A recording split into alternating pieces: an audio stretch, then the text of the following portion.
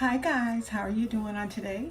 This is Carol with Carol's Eggy Sauce, and today is a day that I'm going to be pulling in this hair.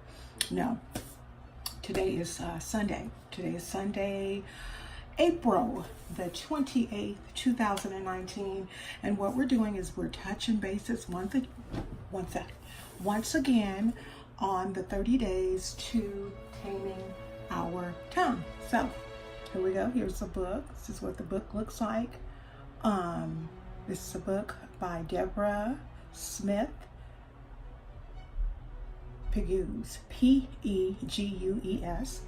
I will put all of the information in the description box below, like I say on every single day. I want to tell each and every one of you, thank you so much for tuning in. Please like, subscribe, most definitely, and comment on the content. Please be kind, please be loving. I don't necessarily, I want you to agree with what I'm saying, but I respect the fact that you may disagree, but I won't go in a hustle and bustle with anybody. It just never ends greatly. So what we're doing today is we are on our week. You guys, I got a call, so it interrupted because I do my filming on either my iPhone, because I'm telling you the clarity of the iPhone is amazing, or if I don't do it on my iPhone, I do it on my computer. But sometimes my computer tries to give me a lot of back talk. It really does. That computer, I just finished my homework, and I am computer savvy. I can fix computers, I can work on computers, but for some reason, that particular computer, and it's a HP, sometimes can be a mess. Okay, so let me come back and let you guys know. I believe once I got off the call, or I got interrupted, not off the call, but I got the call and got interrupted. I was saying that we were on our 7th day of the 30 days to taming the tongue. So we do have 23 days, and we're going good so far. Yesterday really was a challenge for me because I was tired. I was like, okay, no, I'll just do it tomorrow. But I got up at like 10:30 at night, and I went ahead and did it. So today what we're going to do is we are going to be discussing the boastful or boasting tongue, the boasting tongue. The scripture reference on today is Proverbs chapter 27, verse 2. Okay? For some odd, unknown reason, I didn't write that down, but I think the reason I didn't write it down, I don't know. Well, I don't know why I didn't. But anyway, it reads, "Let another praise you, and not your own mouth. Someone else and not your own lips." Wow, that's pretty good. So basically what the Bible is telling you, the Holy Bible is telling you, don't, be boastful of your own accomplishments or possessions that you own, that you carry, but instead let someone else see that in you. Let someone else see that in you and speak highly of you. So the first question I want to ask is, are you so proud of your accomplishments or your possessions that all you do is boast about them? Are you so proud that that is all you do? You just want to boast. Y'all, I'm sorry. You just want to boast about your accomplishments yourself, huh? You don't want to wait for somebody else to do it. They might leave something out, right? But God doesn't want us to do that. Boasting implies that you are a result of your own efforts. But we must remember that everything that we have, everything that we do, comes from God, because He is the Creator. In the book of Daniel, chapter 4 and verse 40, Nebuchadnezzar, and isn't that Nebuchadnezzar, he boasted. He boasted about his riches. He boasted about what he had built, what he had accomplished. But God politely interrupted him.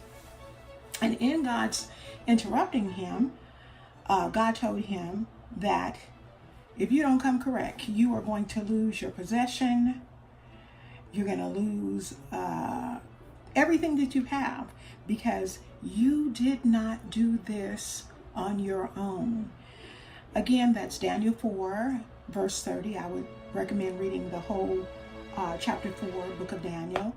But a lot of times we find ourselves getting good jobs. We find ourselves driving nice cars. We find ourselves wearing the best of threads, the best of clothes. And as a result of it, we tend to think that we've done it all. But what you must remember, everything that you have, everything that you own, everything that you are, is simply a result of what God has allowed you to be. So in God's interrupting Nebuchadnezzar when he was in his boastful state, God told him, you will lose this fortune. You will lose this fortune, which he in turn did. He ended up, instead of living the life of a king and living the life in prosperity, he fell into a life of poverty, and he ended up being a derelict. So what is a derelict? I hate that word, but a derelict is someone who lives on the streets. Most of the time, they're not very, very clean. They're not very nice to look at. They just don't fit in. Well, Nebuchadnezzar, as a result of him bumping his gums and being boastful about what he had and what he had accomplished, had to go through hell. His appearance changed. He grew fangs. He grew, his nails grew really sharp, like those of an eagle, and he became mentally ill. Now think of it just like this. Just think, if you were to be prosperous in something, whatever it is, your business, prosperous in drawing or in sewing or in selling this or in selling that, whatever it is that you do, and you do so well in it, and you get really, really, really big-headed, and instead of thanking God for what you have, you instead want to pat your own self on the back and give your own self credit. Now, this is not to say that some of us have not done really well, because we do really, really well. But the one thing you have to remember is, I don't care what anybody says. I don't care if you didn't have a GED and you ended up graduating from a university and you had all of these honors, and you had the highest ranking grade point average, or whatever the case may be. You did not, my friend, do it on your own. It doesn't matter whether you choose to believe it, receive it, accept it or not. You did not and cannot do anything on your own until you realize that God is the reason for the things that you have. You will not prosper. The Bible tells us that all of these things that we have in the world, our riches, our nice cars, our clothes, our homes, all of these endless flows of revenues of money, all of it will pass away. It'll all pass away. So when Nebuchadnezzar was cocky, is what I like to say, he wanted to just give himself credit, but didn't want to give God credit. You know how some of us do, because some of you guys are out there doing that right now. You are saying that you are successful in your YouTube because of the work that you put in it. You are successful on your job because of the work that you put in it. You are successful in raising your kids, and you have a successful marriage, and you have all of this with success. It's not to say that you have done nothing, because you have definitely worked toward it, but you couldn't do anything if God didn't allow you. We have to be willing and able to recognize and acknowledge God for all the good that he's done. Until Nebuchadnezzar was able to acknowledge and recognize God, he continued to suffer. Now, some of you may be saying, well,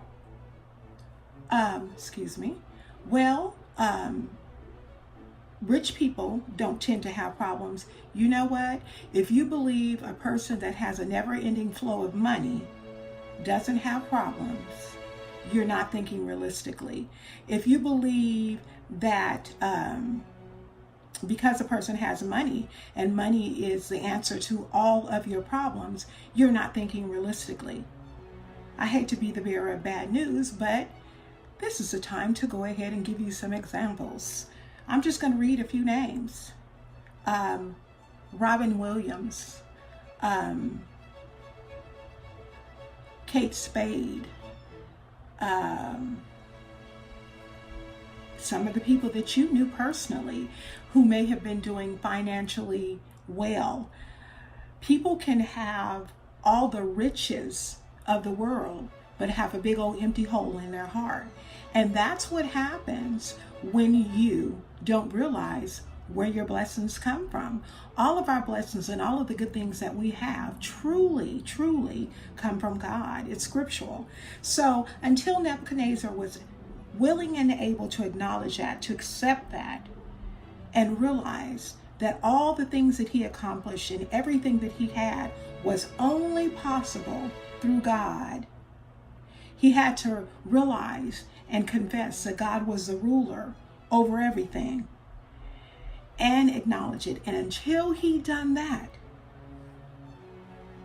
he stayed a derelict. He stayed mentally ill. Now just think about it. All the people and persons that are walking around in the world today mentally ill, no, it doesn't mean that they were all rich, and as a result of them being disobedient or whatever case, that's why they're mentally ill. We don't know what reasons persons are mentally ill. But in this particular story in the Bible with Nebuchadnezzar, he ended up losing his whole full sanity because of his greed of wanting to be a boastful person. One thing about me, boastfulness, I don't boast, and I don't like to hear people boasting, because it almost, no, it's not almost, it's basically saying that you don't need God. It's basically saying that you've done everything on your own, and you really haven't. You really haven't. God is the one who makes you able to get up and go to work every day. God is the one who makes you able to have the strength and the energy to process orders and to process claims on your job and in your own individual businesses. We have to be smart enough and wise enough to know who the Creator truly, truly is. And until Nebuchadnezzar was able to acknowledge, reverence, and give praises unto God for the things that he had done, he remained mentally ill. He was unable to gain his riches and could gain his wealth back and his sanity. The only way that he was able to get his kingdom and to be back restored to his right mind was to acknowledge God. A lot of us are walking around in insanity right now, and not insanity or mental illness in the sense that it needs to be controlled by medication, but we're walking around thinking that everything that we have, it's because of all of what we've done. No, you can't do nothing without the Lord. You really, really can't. So stop walking around boasting and making people feel bad because of the things that they may or may not have.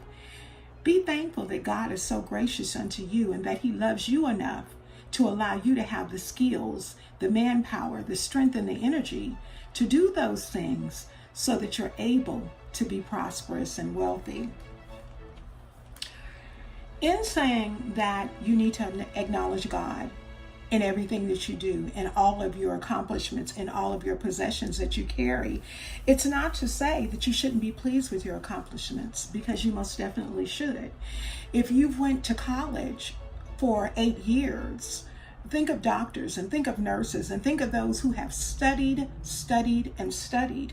That's an accomplishment. And yes, they should be happy. But in your being happy, don't be proud. Don't be haughty. Don't be boastful. Be thankful. Be thankful unto God that he gave you the energy to get up and to study for that test, or he gave you the energy to get up and go to that class. Be thankful. We need to learn to take a back seat and to let the pride die. So many people are engrossed with pride. They're engrossed with pride in saying what they've done. But we have to realize that everything that we've done, we wouldn't be able to do it without God. My recommendation, and the recommendation of the author in this book, is that you study the fate of proud men and women in the Bible and see how far that actually got them. I believe it will change your heart and it'll change your mind, because the reality is God hates a boastful tongue. He hates a boastful tongue.